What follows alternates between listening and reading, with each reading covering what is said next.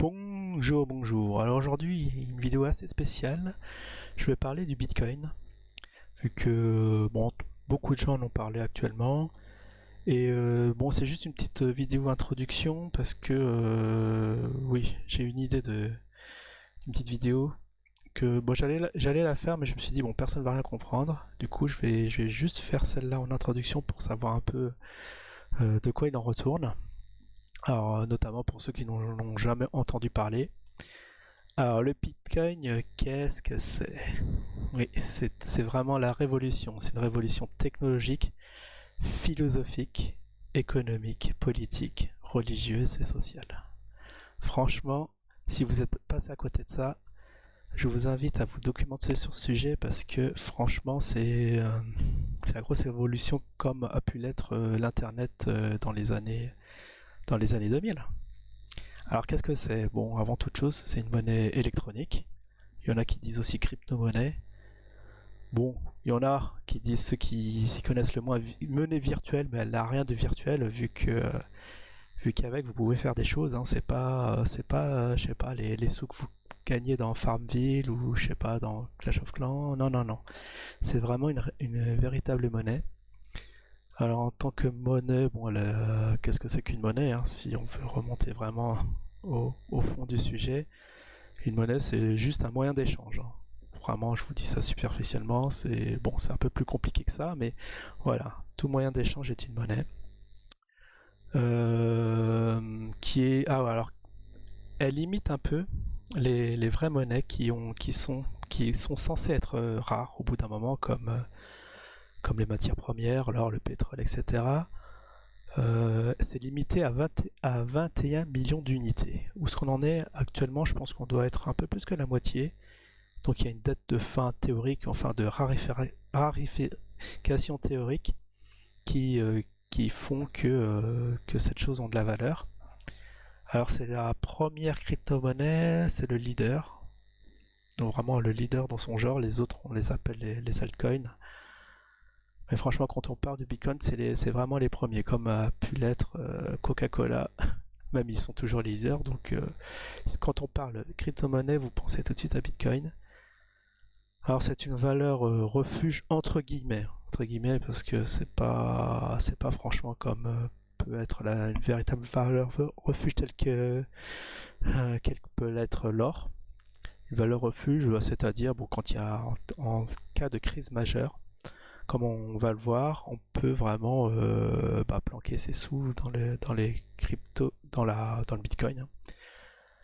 Alors, voilà, alors les origines, on ne sait pas trop qui a au jour d'aujourd'hui. Bon, c'est Satoshi Nakamoto qui aura inventé le Bitcoin. Bon, c'est bien lui, mais on ne sait pas qui c'est. C'est ça la particularité. Donc au départ, on pensait que c'était un gars, un japonais. Puis bon, il s'est pas manifesté. Donc il y a eu plusieurs rumeurs. Ça peut être un consortium d'entreprises. Là, dans le moto, je crois qu'il y a Toshiba, ouais, dans le taux de Nakamoto, il y a Toshiba et après les d'autres entreprises japonaises, il me semble. Alors donc l'idée aurait germé. Alors je dis de mémoire, je pense en 2008. En 2008 est la première implémentation. Je pense que c'est fait en 2009. Alors pourquoi ce petit Satoshi aurait inventé cette monnaie? Bon, il y a eu des rumeurs aussi. À un moment, c'était qui a surfé sur la vague, c'était Elon Musk, donc le président de Tesla, qui aurait dit ouais, il a levé le doute dernièrement. Enfin, il y a plus d'un mois, ce serait un Belge. Mais actuellement, il y a un procès qui est en train de se faire. Il y en a je crois un Américain, ou je sais pas qui, mais en tout cas le procès est aux États-Unis, qui se revendiquerait comme étant l'inventeur du Bitcoin. Bon, j'ai pas trop suivi. Bon, vous pouvez toujours voir sur le net. Hein. Glouglou est ton ami pour voir ce qu'il en est dans le détail. Mais là, je voudrais vraiment faire une petite présentation superficielle, donc je vais pas rentrer. Bon, enfin, je vais même pas rentrer du tout dans le détail. Donc, c'était pour répondre à la crise financière de 2008. Donc, souvenez-vous, 2008-2009, où les banques mondiales ont vacillé, hein, surtout notamment en France. Souvenez-vous de l'affaire Kerviel, des choses comme ça, où les banques ont failli couler. Heureusement, notre ami Sarko était là pour renflouer les banques, hein, sinon on a voulu vraiment éviter la catastrophe des années 20, 19-20, où le système, bah oui, la crise de 29, même c'est 29, hein. Bon, ça a commencé 10 ans avant, mais vraiment l'effondrement s'est fait en 1929, où les banques sont coulées, du coup qui a entraîné l'économie mondiale avec. Alors bon, bah crise financière, hein, bon, vous savez tous, vous pouvez vous reporter dans vos livres d'histoire. Je pense que c'est toujours enseigné, hein. Enfin je l'espère, hein. Dans les écoles, enfin dans le collège-lycée. Pour nous c'est évident, hein, pour ceux qui ont étudié ça, mais peut-être qu'il y en a qui savent pas. Il y a eu une crise majeure et peut-être que la prochaine pourrait être bien pire de ce qui est arrivé dans le passé. Mais en tout cas, l'idée étant que bon, si au jour d'aujourd'hui les banques étaient amenées à couler, eh bien on pourrait avoir un peu de crypto, un peu de Bitcoin. Alors c'est un modèle décentralisé qui est basé sur la blockchain. Stricto sensu, qui veut dire une blockchainée. Bon, j'entrerai pas dans le détail aussi, j'ai mis un petit dessin en bas. Voilà, ce sont des blocs qui font référence sur un bloc à la précédente bloc, au bloc précédent et au bloc suivant, pour, qui forment au total une chaîne. Et chaque bloc contient une info spécifique, par exemple une transaction, hein. Par exemple, je fais un virement à un tel ou à un tel et qui a fait la transaction. Et ça, c'est de façon totalement anonyme. On a vraiment pas. C'est juste c'est chiffré, hein, c'est une suite de caractères. Je sais pas comment un login, on peut dire un petit login et c'est tout. De façon anonyme, et je pense que je vais en parler après. Donc voilà en gros. Voilà, bon, ça c'était dans le passé. Alors c'était dans les années. Ah, j'ai pas l'année. Ah, si, c'est en 2015 où j'ai tenté d'acheter. Enfin, si, j'ai acheté mon premier Bitcoin. Alors, donc le drame c'était que j'avais investi 200 euros et je crois que le lendemain, bah, il est passé de 100 environ de 200 à 100. J'ai perdu la moitié de mon investissement. Bon, je sais pas c'est quoi cette merde, mais je me barre. Parce que perdre 50% en une journée, ça se fait pas. Vous voyez, c'est quelque chose qui est très très volatile. Voilà, dans les années 2015, bah, il y a 4 ans, hein, ça fait seulement 4 ans, hein. Je m'en souviens comme si c'était hier. Voilà, les fluctuations, c'était pas Jojo, mais j'avais pas les connaissances. Bah, comme un peu près beaucoup de gens, j'en ai entendu parler. J'ai voulu voir ce que c'était, mais vu l'extrême volatilité, ce n'est que 2 ans après, je me suis mis vraiment à m'y intéresser. En 2017. Alors, est-ce que j'ai un autre graphique? Non, j'ai pas de graphique. Mais c'est en 2017 où il a explosé. De toute façon, justement, ça va être le sujet de ma prochaine vidéo. Qui a atteint les 16 000 euros, hein, de mémoire. Actuellement, on doit être à 8 000, 9 000. Donc vous voyez, ceux qui ont acheté... Ah, et au départ, le truc le plus fou, c'est qu'il cotait moins d'un centime. Ça veut dire qu'il y avait moyen d'en posséder 1000, 10 000. Voilà, un petit investissement de 1000 euros. Aujourd'hui, bah, vous aurez la bagatelle de 1000 bitcoins qui représenterait 9 millions. Alors pour ceux qui ont attendu, et encore, c'est pas le point haut parce que c'était vraiment en 2017 qu'il fallait tout revendre, mais bon, comme on ne présage pas de l'avenir, franchement, si on arrive à détecter aujourd'hui le prochain boom, c'est comme en 2009. En 2009, si vous aviez acheté des actions, même dans des actions, vous achetez 100 euros de Microsoft, vous auriez aujourd'hui, je dirais, un demi-million, un truc comme ça. Donc, ouais, il y a des coups à faire. Le truc, c'est d'être sûr de. Enfin, on n'est jamais sûr de son coup, mais d'avoir une croyance, voilà. C'est la croyance que je voulais. C'est le mot que je cherchais. Avoir la croyance en une chose. Puisque la croyance, ouais, voilà, c'est certain d'une chose, mais t'en as pas du tout la preuve.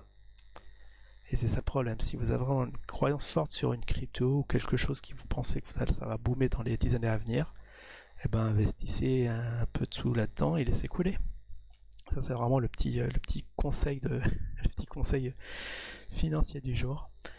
Alors les cryptos. Bon, les cryptos, on a... Bon, maintenant, il y a beaucoup de paires. Il y en a... Enfin... Il y en a... Bah, à un moment, il y en avait 1500. Je pense qu'on est passé... On doit être dans les 600-700 actuellement. Il y en a plein qui ont coulé, hein, bien sûr. Mais actuellement, bah, il y a le XRP, le Ripple, qui est centralisé. Bon, concrètement, au Bitcoin, qui est vraiment décentralisé, ça veut dire s'il y a un nœud de la chaîne, bon, ce que j'appelle nœud, c'est un ordi. Hein. Chaque ordinateur est sa propre banque, donc s'il y a une banque, un ordi qui fait faillite, enfin qui crache, eh ben, il y a toujours, les infos sont toujours stockées dans les autres nœuds.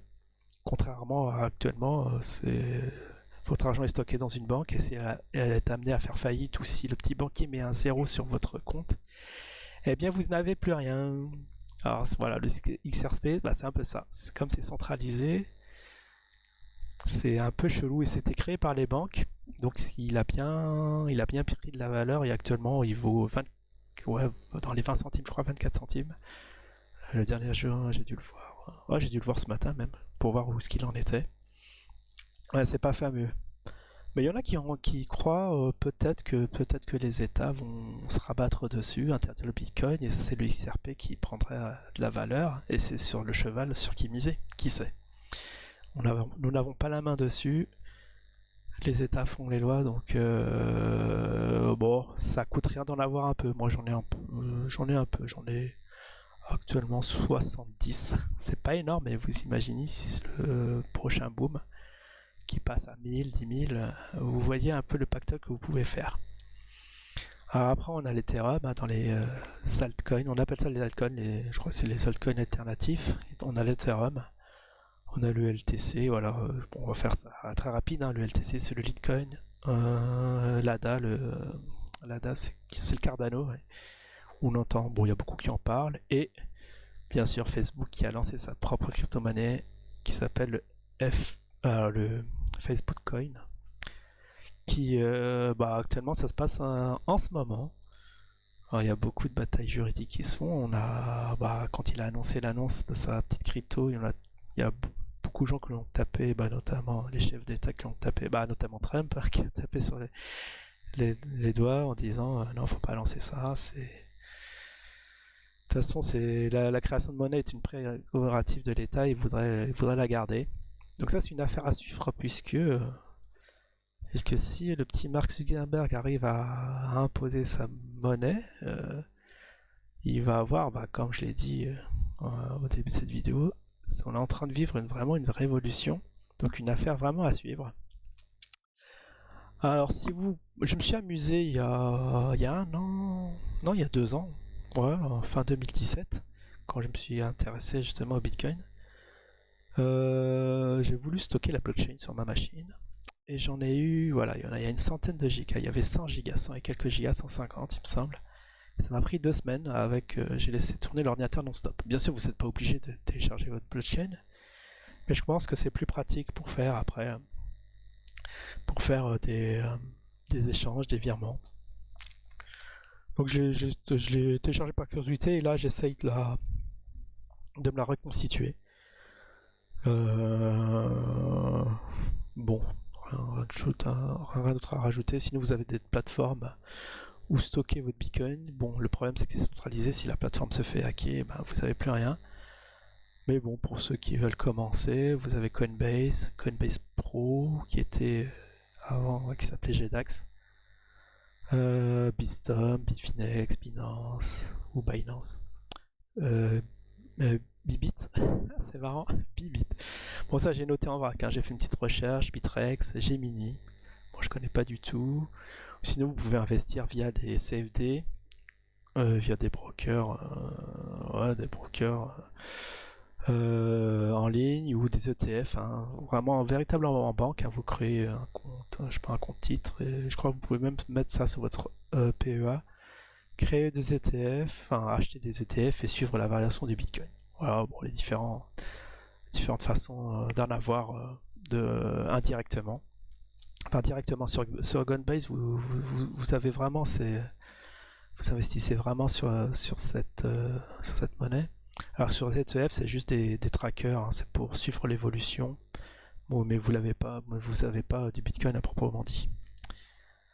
Bon, en gros, et les CFD, en gros, si vous achetez par exemple une certaine quantité, si je sais pas, si le cours décale de 1000 euros, bah, vous faites 1000 euros d'un coup, et si ça décale de moins 1000, vous perdez 1000. Donc, des trucs ouais, très très dangereux parce que si ça évolue dans le mauvais sens, vous êtes obligé de lâcher votre position et finito. Contrairement, si vous achetez en propre, bah, vous l'avez. Si le truc descend, eh bien bah, vous avez investi 1000. Si ça arrive à zéro, bah, vous avez perdu les 1000, mais vous perdez pas plus que ce que vous avez investi. Sinon, voilà, ils en parlent sur internet. Il y a beaucoup de gens qui parlent du Bitcoin. Donc, on a CryptoFanta avec sa météo du Bitcoin. Ernesto, qui en avait parlé, moi j'avais vu en 2018. Bon, qui voit le cours vraiment exploser. Bah, moi aussi, je le vois à 40 000 facilement, 40, 50, voire plus. Alors, peut-être que ouais, non, j'ai pas dû le dire, mais celui-là qui a créé le Bitcoin, le Satoshi, il a dit qu'il voyait soit ça allait dans le futur, son pronostic, soit ça allait valoir 0, ou soit valoir 1 million. Une unité, 1 million, vous imaginez le délire. Hein. Moi, je suis plus de cette tendance-là. Je pense plus que ça va valoir 1 million, vu que la grosse révolution que c'est. Mais bon, la majorité des gens, bien sûr, le voient à 0. Donc Ernesto avait investi dans Bitcoin, il s'est acheté sa baraque avec, je pense qu'il a fait un bon coup. Ernesto, je sais plus sa chaîne, je crois que c'est... Ah, je sais plus le nom de sa chaîne. Sinon il y a Joachim de Padawan BHD, lui aussi très calé, bon, notamment en géopolitique, mais bon, qui connaît le Bitcoin sur le bout des doigts. Si on a les locaux, bon, ça c'est plus un détracteur du Bitcoin, mais bon, je pense qu'il va commencer à se poser des questions puisque il avait invité Jim le meilleur cette semaine.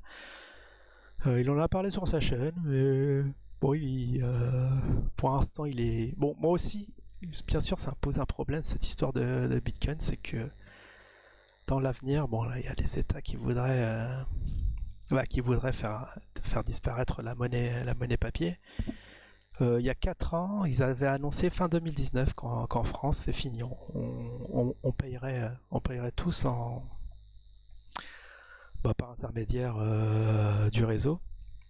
Et bon, le danger que ça a, c'est que voilà, on n'a plus aucun contrôle là. Si franchement, si les banques, si votre compte bancaire vous affichez 0, bon, un petit conseil d'investisseur, c'est d'investir 100% en or et à essayer d'avoir un peu aussi de liquidité, hein, de monnaie papier, alors que si ça venait à disparaître, bah, vous pouvez plus payer avec vos petits billets, et l'avantage petit billet, bah, c'est intraçable. Et c'est quand même une certaine liberté de pouvoir payer ce qu'on veut de façon anonyme. Donc les cryptos, bon, si ça évoluait, si les États se mettaient à adopter ce truc-là, on serait contrôlé de A à Z et c'est vraiment pas bon. Alors donc on a le hasher. Ah bah oui, le hasher. Notre ami qui... je pense que c'est lui. C'est lui. C'est la première fois où j'ai entendu parler du Bitcoin. C'est via ses vidéos au tout départ. J'étais tombé dessus parce que je voulais à l'époque miner. Et bon, il donnait les tips pour pouvoir miner. Il a fondé sa société de minage. Et voilà, il a trouvé le bon filon. On va pas faire des biographies de tout le monde. Hein. On va aller un peu plus vite. Parce que là, non, je voulais pas faire un truc très long. On est déjà à 20 minutes. Bon, on a Benjamin Crypto Unit qui fait de l'analyse technique. On a Pierre Jovanovic, qui en parle. Qui voit pas du tout d'un bon oeil. Frédéric Froment, Xavier Niel, je crois le patron d'Imbricable, hein, qui recommande cette crypto, plus des algos de trading. Il avait noté il avait parlé d'une combine aux infos, hein, c'est même passé à la télé. Bon, je vous laisse vous de commenter dessus. Et langue de geek ou geek, j'ai du mal avec geek, c'est langue de geek. Qui est pro crypto, to the moon, etc., qui le voit vraiment flamber vraiment très haut. Alors, après dans les boutiques. Bon, je vais aller plus vite sur la fin parce que parce que je pensais pas être aussi long sur cette petite intro. Alors si vous voulez acheter, enfin si vous voulez avoir un portefeuille électronique, vous allez sur blockcheck.info. Là, on va vous donner une clé publique, une clé privée. Vous stockez ça sur votre, sur papier, et ça y est, vous pouvez transférer de l'argent dessus et avoir vos premiers Bitcoin. Oui, avec alors qu'est-ce qu'on peut payer avec le Bitcoin? Bah, actuellement, vous pouvez verser sur des sites. Il y a VCI qui accepte que de la crypto, il me semble, pour vous acheter des packs. Bon, ça c'est un site particulier. Il y a Amazon. Oui, bon, Amazon, j'ai essayé de regarder pour voir s'ils acceptaient les bitcoins, mais c'est un peu bizarre. Ils disent qu'ils n'acceptent pas pour le moment le règlement en bitcoin, mais ça ne vous empêche pas de vous payer en bitcoin. Bon, vous avez juste à approfondir le sujet, mais bon, ça va venir. De toute façon, c'est pas maintenant, ça va venir. Bon, il y a le commerce. Bah, oui, j'avais appris qu'en Allemagne, il y a les fast-food. Je crois que c'est pas. Bon, on va pas faire de pub. On va pas faire de pub. Qui acceptent d'être payés en bitcoin. Bon, ça va venir en France incessamment sous peu. C'est pour ça que je fais ces vidéos, parce que je pense que quand elle va devenir très très vite obsolète. Ah oui, alors j'en ai parlé à Elon Musk, qui pourrait être ça c'était voilà, c'était en 2017. Alors les risques. Ah oui, bon, ça, je pensais pas que j'avais fait un slide dessus. Voilà, ça peut valoir 0 ou 1 million. Ça peut donc faire un gros flop ou vraiment cartonner.